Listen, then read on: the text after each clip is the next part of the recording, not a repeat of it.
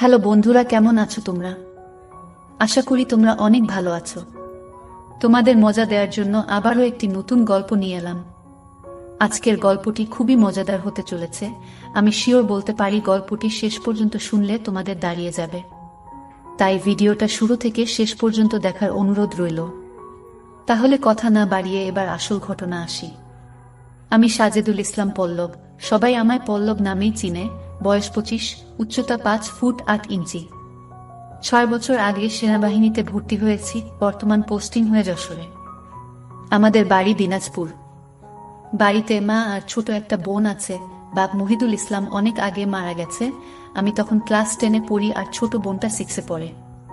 তখন থেকে মা নিজে সংগ্রাম করে সংসার চালিয়েছে। ঘরে বসে সেলাই মেশিন দিয়ে মানুষের কাপড় বানিয়ে বানিয়ে আমাদের ভরণ পোষণ করেছে। কিছু চাষের জমি ছিল, তা চাষ করে আমাদের সংসার চলত। না তো আমার চাচা কাকারা যেমন হারামি এক মুঠো ভাত তুলে দেওয়ার মানুষ ছিল না।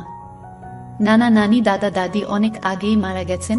মামা মামিরা আত্মীয় স্বজনরা কিছুটা সহযোগিতা করেছে, তাও না করার মতো। সাহায্য করেছে যাতে মা যা সম্পত্তি পেত ভাগে তা লিখিয়ে নিতে পারে। আমার সহজ সরল মা তা দিয়েও দিয়েছে। যা হোক, আমি কলেজে ভর্তি হয়েছি কেবলই, এমন সময় শুনলাম সেনাবাহিনী লোক নিবে। মাকে বলে লাইনে দাঁড়িয়ে গেলাম। আমার নিজের উপর ভরসা ছিল, কারণ আমি মোটামুটি সব দিকেই পারফেক্ট ছিলাম। যেমন উচ্চতা তেমন বডি। মা বলে আমি আমার নানা মামাদের মতো হয়েছি, ঠিক পালোয়ান। বাবা কাকারা তো এক একটা খাটো আর চিকন, কিন্তু সব কয়টা শুধু বোদের হাড্ডি। যাই হোক, ভালোই ভালোই টিকে গেলাম। বাড়িতে খুশির ঢোল বেজে উঠল। সবাই বলা বলি করল, যাক ছেলেটা চাকরিতে গেলে এখন যদি শেফালির কষ্ট দূর হয়। হ্যাঁ, আমি আমার মার কষ্ট দূর করার জন্য কোন দিকে না তাকিয়ে খেলাধুলা করার বয়সে চাকরিতে চলে গেলাম। গ্রামের বাড়ি হওয়াতে ভয়ের কিছু নেই, আশেপাশে তো চাচারা আছে। বোন রূপা আক্তার, বয়স 18, ইন্টার সেকেন্ড ইয়ারে পড়ে। বাবার মতো টিনে কাঠি। আমারই এমন মেয়ে পছন্দের না। জানি না অন্য ছেলেরা কিভাবে আমার বোনকে পছন্দ করবে। মা শেফালি বেগম, বয়স মনে হয় 42 হবে, দারুণ দেখতে, এখনো যুবতী মেয়েদের সাথে পাল্লা দিতে পারবে। ফর্সা লাল টকটকে, মার দীঘল কালো চুল, ঘন মেঘের ভেলা, এত ঘন লম্বা চুল যে তা সারা পিঠ বেয়ে কোমর ছড়িয়ে নিচে নেমে যায়। লাল টকটকে ঠোঁট আর টানা টানা চোখ, সব মিলিয়ে আমার কামনার নারী, আমার জন্মদানকারী বিধবা মা। যা চরম পাপ, যা কখনো পাওয়ার নয়। সবই জানি, সবই বুঝি, তারপরও মনের কোথায় যেন শেফালিকে নিয়ে স্বপ্নের নীড় রচনা করি। যেখানে মা নয় সে আমার শেফালি, শুধু শেফালি। আমার মনের এই গোপন চাওয়ার কথা শুধু আমি জানি। আমার সরকারি বেতনে মার রূপ যেন দিনকে দিন বেড়েই চলছে। মার গর্বে বুক সব সময় ফুলে থাকে। গ্রামে সব সময় আমার জয় জয়কার। 5 বছরে ভাঙা ঘর পাকা করেছি। এখন 4 রুমের বাড়িটা আমাদের শান্তির নিট। এবার ছুটিতে এসেই মা বায়না শুরু করলো আমার বিয়ে দিবে।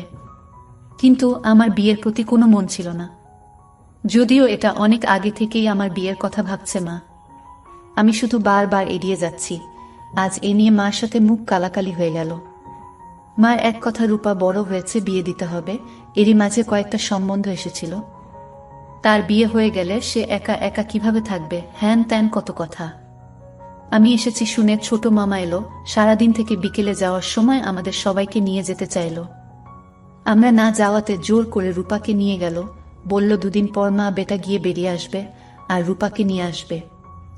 আমাকে আর মাকে নিয়ে যাওয়ার জন্য আর কি এমনটা করল। সন্ধ্যা থেকে আকাশটা মেঘলা হয়ে আছে দেখে বাইরে গেলাম না। না হলে 2 দিন থেকে এসে সন্ধ্যার পর বন্ধুদের সাথে আড্ডা মারতে বেরিয়ে পড়ি। আজ গেলাম না দেখে মাও খুব খুশি। গরম গরম পকোড়া ভেজে দিল। বিছানায় বসে মা বেটা মিলে আরাম করে খাচ্ছি। পল্লব, হুমা, কাউকে পছন্দ করিস? আমি মার মুখের দিকে তাকিয়ে মুচকি মুচকি হাসছি। বল না করিস? করলে এতদিন তুমি জানতে না, তবে হ্যাঁ, একজনকে খুব ভালো লাগে এবং এও জানি তাকে আমি পাবো না। কেন কেন পাবি না? আমার ছেলে কি দেখতে খারাপ? কোনো লাট সাহেবে বেটি সেরে? হা হা, তুমি দেখি রেগে গেলে। রাখবো না, এমন সোনার ছেলে আমার। আর কি না, বল তুই কে সে? বাদ দাও মা, আমার যাকে ভালো লাগে তার কথা দুনিয়ার কাউকে বলতে পারবো না, শুধু সৃষ্টিকর্তাকে ছাড়া। মা আমার এমন গম্ভীর কথা শুনে অবাক হয়ে চেয়ে রয়েছে। এটা কি কথা রে বাবা? আমাকে বলতে না পারিস তোর ভাবি মানে জামালের বুয়ের কাছে বলিস তুই? জামালের বুয়ের সাথে আমি অনেক ফ্রি ভাবে কথাবার্তা বলতাম, কিন্তু আমি মাকে বললাম তা না, তুমি আমার সবচেয়ে বড় বন্ধু, তোমাকেই যেহেতু বলতে পারছি না, সেখানে ভাবিকে বলতে গেলে তারা তো আমাদের শত্রু হবে, তাদের বলতে যাব কেন? তাহলে বল না, কে সে? কোথায় বাড়ি? কোন বাড়ির মেয়ে? মেয়েটি দেখতে কেমন? নাকি? আমি চুপ করে বসে রয়েছি, কোনো প্রশ্নের উত্তর দিচ্ছি না। মা অনেকক্ষণ আমার উত্তরের অপেক্ষা থেকে মুখ গোমড়া করে চলে গেল। ঘন ঘন বিদ্যুৎ চমকাচ্ছে, আকাশটা কালো হয়ে আছে, রাতের তারাগুলো না জানি কোথায় ডুব দিয়েছে। আমি জানালার গ্লাস খুলে দিয়ে ঠান্ডা হাওয়া গায়ে মাখছি, হাত বাড়িয়ে ব্যাগটা নিয়ে খুললাম, সিগারেটের প্যাকেটটা বের করে একটা ধরিয়ে টানছি। প্যাকেট রাখতে গিয়ে মোবাইলের বক্সটার কথা মনে পড়ল। রূপার জন্য যা যা এনেছিলাম সব দিয়েছি, শুধু মারগুলো দেওয়া হয়নি, চেয়েছিলাম দিতে, এমন সময় ছোট মামা এলো তাই আর দেওয়া হয়নি। নতুন অ্যান্ড্রয়েড সেট, মা খুব খুশি হবে। আরেক বক্সে একটা স্বর্ণের চেইন।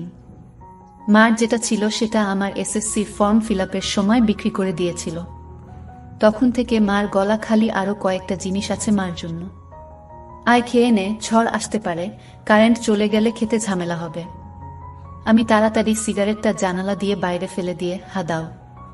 কি লজ্জা, মা সিগারেট খেতে দেখে নিল, জানে আমি খাই তবে এভাবে দেখেনি কখনো। ঘরে বসে সিগারেট খাওয়াটা ভুল হয়ে গেছে, সারা ঘরে সিগারেটের ধোঁয়া। মা বেটা খেয়ে দিয়ে উঠলাম। তারপর আমি মাকে বললাম, মা আমার রুমে এসো তো একটু। মা বলল, তুই যা, আমি থালা বাসনগুলো গুছিয়ে আসছি। আমি রুমে এসে শুয়ে রইলাম। মা 20 মিনিট পর হাত মুছতে মুছতে এলো। কিরে বাবা? আমি উঠে মায়ের হাত ধরে খাটে নিয়ে বসালাম। ব্যাগ থেকে এক এক করে শাড়ি, ব্লাউজের কাপড়, ছায়ার কাপড়, একটা বাদুর বোরকা, দুটো ওড়না, একটা শীতের জামা, চাদর ও একটা প্যাকেট দিলাম। প্যাকেটটা দিলাম ভয়ে ভয়ে, কারণ ওতে দুশের ছোট জামা কাপড় আছে, জানি না দেখার পর কি বলবে। এত কিছু কি জন্য এনেছিস?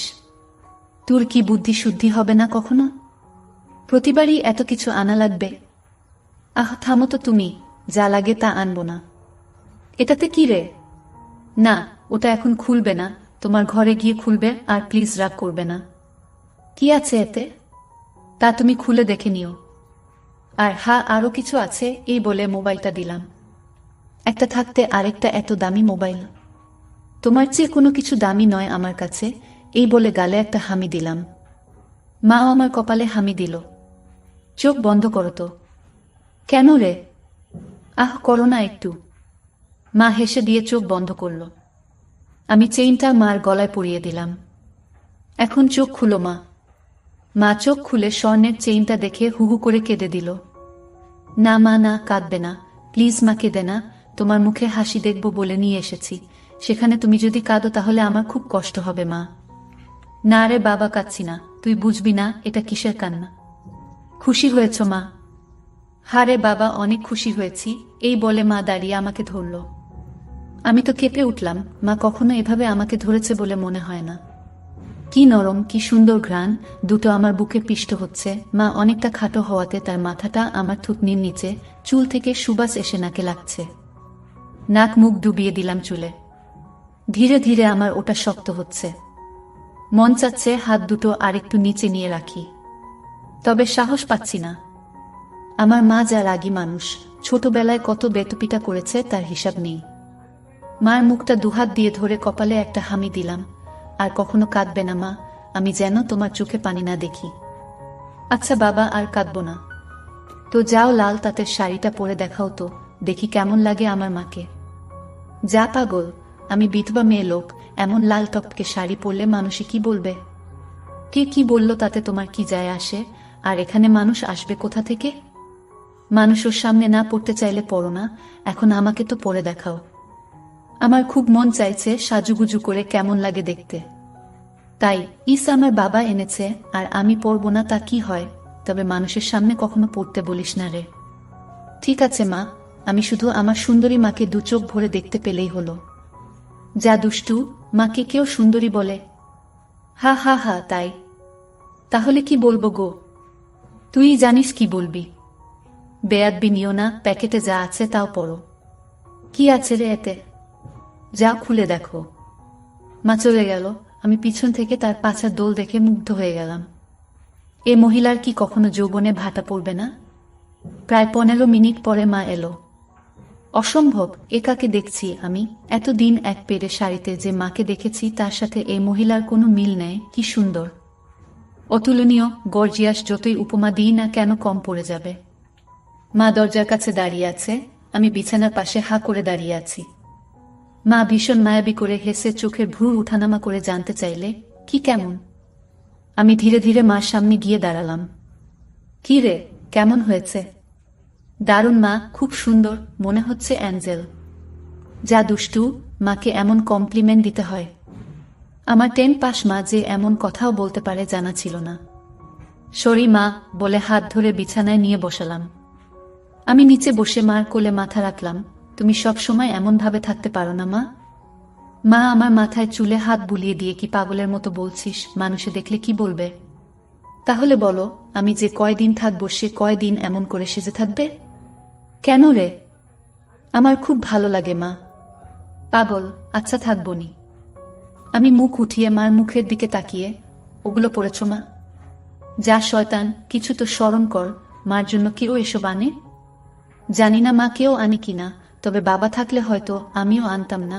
সে নেই দেখে মনে হলো আমার মার তো ভালো মন্দর খোঁজ রাখার কেউ নেই, তাই নিজেই রাখি। রাগ হয়েছ মা? না, রাগ হয়নি, কিন্তু আর আনিস না। কেন মা, পছন্দ হয়নি নাকি সাইজে হয়নি?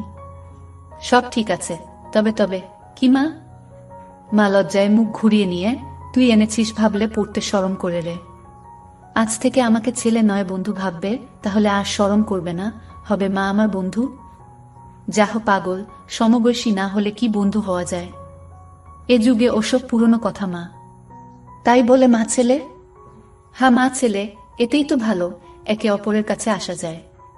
তুই অনেক বড় হয়ে গেছিস দেখি, কি সুন্দর কথা বলছিস। তা তো অবশ্যই, কয়দিন পর তোমার ছেলে 2nd লেফটেন্যান্ট অফিসার হবে। খুব ভালো হবে রে বাবা, খুব ভালো হবে। এমন সময় বিদ্যুৎ চলে গেল। মোবাইলটা জ্বালাতো পড়ল, দেখি চার্জার বাতিটা কোথায় আছে। থাক না মা এমন, কি সুন্দর তোমার কোলে শুয়ে আছি। জানো মা, পাহাড়ি এলাকায় একা একা পোস্টে ডিউটি দেওয়ার সময় এমন স্বপ্ন রোজ দেখি। প্রতিদিন মনে হয় তোমার কোলে শুয়ে একটু যদি। ঠিক আছে, এমনই থাক, তোর যত মন চাই। ধন্যবাদ মা। আজ আমার পাশে ঘুমাবে একটু? কেন রে? মন চাচ্ছে তোমাকে ধরে ঘুমাতে। ঠিক আছে, যা সদর দরজাটা বন্ধ করে ঘরগুলোতে ছিটকানি লাগিয়ে আয়। আমি উঠে মার গালে চুমু দিয়ে লাফাতে লাফাতে চলে গেলাম। আজ আমার খুশি ধরে না, কিছু হলে হতেও পারে। এক জগ পানি নিয়ে এলাম সাথে করে। এসে দেখি মা শুয়ে পড়েছে। টেবিলে জগটা রেখে খাটের পাশে দাঁড়ালাম। মা দেয়ালের দিকে সরে গিয়ে আমাকে জায়গা করে দিল। বজ্রপাতের আলোতে মার মুখটা মায়াবী মায়াবী লাগছে। খোলা জানালার হিম বাতাসে আমার মনে ঝড় তুলছে। জানি না আমার মনে কি চলছে। মনে হচ্ছে মা তার স্বামীকে পাশে শোয়ার জন্য জায়গা করে দিল। মা নতুন বউ, আমি তার স্বামী। দাঁড়িয়ে রইলি যে, শুবি না? হ্যাঁ শুব। মার পাশে শুয়ে পড়লাম, দুজনে মুখোমুখি। আধো অন্ধকারে দুজনে দুজনার দিকে চেয়ে আছি। ঘুমাবি না? তুমি ঘুমাও, আমার ঘুম এত তাড়াতাড়ি আসে না। তাই আয় কাছে আয়, মাথায় হাত বুলিয়ে দিচ্ছি। আমাকে আর পাই কে? একেবারে মার বুকের কাছে বুক নিয়ে গেলাম, তবে কোমরটা দূরে রাখলাম। মা একটা হাত সাইডে লম্বা করে দিল, এখানে মাথা রাখো। মা তার হাতের উপর মাথা রাখতে বলছে। আমি সহজ মনে তাই করলাম। নাকটা মার বগল থেকে 3-4 ইঞ্চি দূরে। ভালো মতো দেখতে না পেলেও বুঝতে পারছি যে এর বেশি দূরে নয়, কারণ ঘামের ঘ্রাণ পাচ্ছি। মার বগলের ঘ্রাণই তো আমার শরীর আনচান আনচান করছে। মার বাম হাতের উপর শুয়ে আছি, মা ডান হাত দিয়ে মাথায় হাত বুলিয়ে দিচ্ছে। এতে করে আঁচল উঁচু হচ্ছে, আর যখনই বিদ্যুৎ চমকাচ্ছে তখনই ওগুলো দেখতে পাচ্ছি। নিজেকে কন্ট্রোল করা মুশকিল হয়ে পড়ছে। কাকে পছন্দ করিস বললি না তো? শুনলে রাগ করবে মা, তাই বলা যাবে না। কেন কেন? এমন কাকে তোর মনে ধরেছে যে শুনলে রাগ করব? বাদ দাও না মা, নিজেকে তোমার কাছে ছোট করতে চাই না, চাই না তোমার মনে কষ্ট দিতে। তোর কথার তো আগা মাথা কিছুই বুঝছি না। নাই বা বুঝলে মা? তোমাকে একটু ধরি? মা হি হি করে হেসে, ধর। কি সুন্দর ঘ্রাণ গো মা তোমার। যা শয়তান। আমি মার এমন আশকারা দেওয়া কথায় সাহস পেয়ে তাকে চিৎ করে দিলাম। মন চাচ্ছে কোমরাটা উপর তুলে দিতে। মুখটা উঁচু করে হামি দিয়ে বললাম, আমি তোমাকে খুব ভালোবাসি মা। মা আমার মুখটা দুহাত দিয়ে ধরে, আমিও তোকে খুব ভালোবাসি রে বাবা। আমার ভালোবাসাটা অন্যরকম মা। কেমন রে? মা ছাড়া আরো অনেক কিছু। কেমন? শুনলে রাগ করবে না তো? আহ বল না, এত পেঁচাচ্ছিস কেন? তুমি আমার ড্রিম গার্ল মা, তাই তো? কি? হ্যাঁ মা, জানি এটা শুনে আমাকে খারাপ ভাবছো, এজন্যই বলতে চাইছিলাম না। আমি তোর মা পল্লব, আর তুই এমনটা কিভাবে ভাবতে পারলি? জানি না মা, শুধু জানি আমি তোমাকে প্রচন্ড ভালোবাসি, তোমাকে ছাড়া কাউকে ভাবতে পারি না। চুপ কর বেয়াদব, এমন কথা বলতে তোর মুখে বাজছে না? সরি মা, এই বলে উপর থেকে উঠে খাট থেকে নেমে পানি খেলাম। মাও বিছানার উপর উঠে বসেছে, বুঝতে পারছি সে অবাক হয়ে আমার দিকে তাকিয়ে আছে। জানালার ধারে গিয়ে দাঁড়ালাম। বৃষ্টি থেমে গেছে, তারপরও আকাশ কালো হয়ে আছে, চাঁদ তারা কোথায় যেন লুকিয়ে গেছে আজ। ঠিক আমার হৃদয়ের মতো চারিদিকে অন্ধকার। এমন সময় কারেন্ট এলো। ঘরটা আলোকিত হয়ে গেল। আমি জানালাটা লাগিয়ে দিলাম, পর্দা ঝুলিয়ে দিয়ে ঘুরে দাঁড়ালাম। মা বিছানার উপর হাঁটুতে মাথা দিয়ে নির্বাক বসে আছে। ফ্যানের হাওয়া মার রেশমি চুলগুলো দোলা দিচ্ছে। মনে হচ্ছে নববধূ বসে আছে। মা মুখ তুলে আমাকে তার দিকে এক মনে তাকিয়ে থাকতে দেখে, এখনে আয়। আমি মার কাছে গেলাম। বস। বসলাম। মা আমার পিঠে হাত বুলিয়ে দিয়ে বলে, এমনটা হয় না বাবা, আমার লক্ষ্মী ছেলে, আমি কিছু মনে করিনি। আমি জানি তোদের বয়সের ছেলেদের ফ্যান্টাসি হয় খালা চাচিরা, তবে মাকে নিয়ে ফ্যান্টাসি রচনা করা একটু বেশি হয়ে যায়। সরি মা। আমার ভোলি ভালি মা যে এতটা বুঝে, এতটা পোক্ত আমার জানাই ছিল না, এত অনেক শেয়ানা। ঠিক আছে, চেষ্টা কর আমার উপর থেকে মনটা সরিয়ে অন্যদিকে নিতে, বিয়েটা করে নে, দেখবি সুন্দরী বউ পেলে মাকে ভুলে যাবি। আমি মাথা নিচু করে পারবো না মা, প্লিজ। নিজের সাথে অনেক লড়াই করেছি, আমি ক্লান্ত মা, কিছুতেই তোমাকে মন থেকে সরাতে পারি না। কেন রে, কি এমন পাস আমার মাঝে? আমি মুখ তুলে মার মুখের দিকে তাকিয়ে, জানি না মা, শুধু জানি তুমি আমার সব, তোমার কথা চিন্তা করলেই আমার কি তোর? পাগল হয়ে যায় মা। মা মুচকি হেসেও কিছু না, এই জিনিসের প্রতি টান একটু বেশিই হয়। আমি তো বুড়ি হয়ে গেছি, তুই যেমনটা ভাবিস তেমনটা আমি আর নেই। মার এমন কথা শুনে আমি কেঁপে উঠলাম। মা কি ইশারায় আমাকে বুঝালো যে তার জিনিসপত্র আর আগের মতো নেই, দেখলে আমার পছন্দ হবে না? দেখ বাবা, এক একজনের এক একজনকে ভালো লাগে, তাই বলে কি তাকেই নিজের করে পেতে হবে এমন কোনো কথা আছে? অন্য কোনো মা হলে এসব কথা শোনার সাথে সাথে চিৎকার চেঁচামেচি করে বাড়ি মাথায় তুলত। আমি কিন্তু তা করছি না, কারণ তুই আমার একমাত্র ছেলে, নারী ছেঁড়া বাঁধন, আমি তোকে অনেক ভালোবাসি। তাই বলছি, আমার ভালোবাসার মর্যাদা রাখতে বিয়ে করে নে বাবা, দেখবি ধীরে ধীরে আমার থেকে মন বোমার দিকে চলে গেছে। ধন্যবাদ মা, তুমি আমার কথা মন দিয়ে শুনেছ এবং যুক্তি দিয়ে ভালো মন্দের বিচার করেছ বলে। তবে লজ্জা না করে বলছি মা, এর আগেও আমি দু একটা মেয়ের সাথে মিশেছি, তারা শুধু সুখ পেয়েছে আমার কাছে, আদর ভালোবাসা একটুও পাইনি আমার কাছ থেকে। এমনকি আমার নিজেরও হয় না যতক্ষণ চোখ বন্ধ করে তোমাকে না ভাবি, যখন সে মেয়ের জায়গায় তোমাকে কল্পনা করি তখন আমি আর নিজের মাঝে থাকি না। সুখের সাগরে ভেসে যাই কেবলমাত্র তখনই হয় আমার। তুই তো অনেক দূর এগিয়ে গেছিস তাহলে। আমি অনেক আগে থেকেই বুঝতে পেরেছিলাম যে আর চোখে লুকিয়ে লুকিয়ে আমাকে দেখিস। ভাবতাম শয়তান ছেলে পুলে, আর একটু বড় হলে সমবয়সী মেয়েদের সাথে মিশলে ঠিক হয়ে যাবে, কিন্তু এখন দেখছি তা না, তোর দেখি বয়স্ক মহিলাদের ভালো লাগে। এতক্ষণ মার সাথে এত খোলামেলা কথা বলতে পেরে নিজেকে অনেক হালকা লাগছে। সাহস করে মাকে ধরে শুইয়ে দিলাম। মা চুলে হাত বুলিয়ে দিচ্ছে। আমি তাহলে কি করব মা? সেটাই তো ভাবছি। যেটাই ভাবো মা, আমার মতো পরিবর্তন হবে না। মানে কি? মানেটা তুমি ভালো করেই জানো। মার কণ্ঠে এবার সত্যি সত্যি রাগের আওয়াজ পেলাম। তাই বলে সারা জীবন বিয়ে করবি না, নাকি ছেলে হয়ে মাকে বিয়ে করতে চাস? মা যে এমন কথা ঠাস করে বলে বসতে পারে তা আমি চিন্তাই করিনি। আমি বললাম, বিয়ে না করতে পারলেও তো তুমি আমার হতে পারো। এটা কি মামা বাড়ির আবদার নাকি? ছি ছি পল্লব, এমনটা বলতে তোর মুখে বাঁধল না? তাহলে সারা জীবন ছেলেকে এভাবেই দেখতে পাবে মা। তোমার এই পল্লব কখনো বিয়ে করবে না। মার চোখে জল টলমল করছে। আমি হাত দিয়ে তা মুছিয়ে দিলাম। আমি তো এমন কিছু করিনি মা, তাহলে তুমি কাঁদছো কেন? আমরা দুজন জাস্ট আলাপ করছি। মা অনেকক্ষণ চুপ থেকে শুন বাবা লজ্জা শরমে মাথা খেয়ে বলছি, তোর কষ্ট আমি দেখতে পারবো না। আর বয়স্ক মহিলাদের কাপড় চোপড়ের উপর থেকেই কেবল ভালো লাগে, খুলে নয়। তুই যদি চাস তাহলে আমাকে সেভাবে একবার দেখে নে, তাও তুই মতো পরিবর্তন করো। তবে শুধু দেখতে পাবি, কিছু করতে পারবি না। মার মুখে এমন কথা শুনে আমি আর দুনিয়াতে নেই। বল রাজি? আর যদি আমি দেখে আরো বেশি আকর্ষণ অনুভব করি তাহলে? আমি বলতে চেয়েছি যে আজ আমাকে দেখো, আর আগেও তো তুই অন্যদের দেখেছিস, তাহলেই তফাৎটা বুঝতে পারবি। আমার মনে হচ্ছে আমার মতো মার মনের ভিতরেও কিছু আছে, নয়তো দেখার কথা আমি তো কিছু বলিনি। মা নিজ থেকে দেখতে দিতে চাইছে যে। রাজি? হ্যাঁ রাজি। যা, বড় লাইটটা বন্ধ করে ছোট লাইটটা জ্বালিয়ে আয়। মনে মনে ভাবলাম, কি সৌভাগ্য, আজ তো আমার পোয়া 12 লেগে গেছে। নীল বাতিটা জ্বালিয়ে খাটের পাশে দাঁড়িয়ে রইলাম। মা উঠে দাঁড়ালো। ধন্যবাদ মা, আমার স্বপ্ন পূরণ করার জন্য। তোর জন্য আমি সব পারি রে, শুধু কথা দে সব দেখে নিয়ে মাকে ভুলে যাবি না তো, বা ভুল বুঝবি না তো।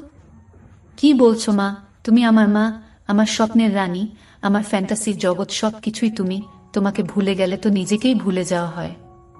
কথা দিলাম মা, জীবন থাকতে তোমার অবাধ্য হব না। ভুল বুঝা বা ভুলে যাওয়া তো দূরের কথা।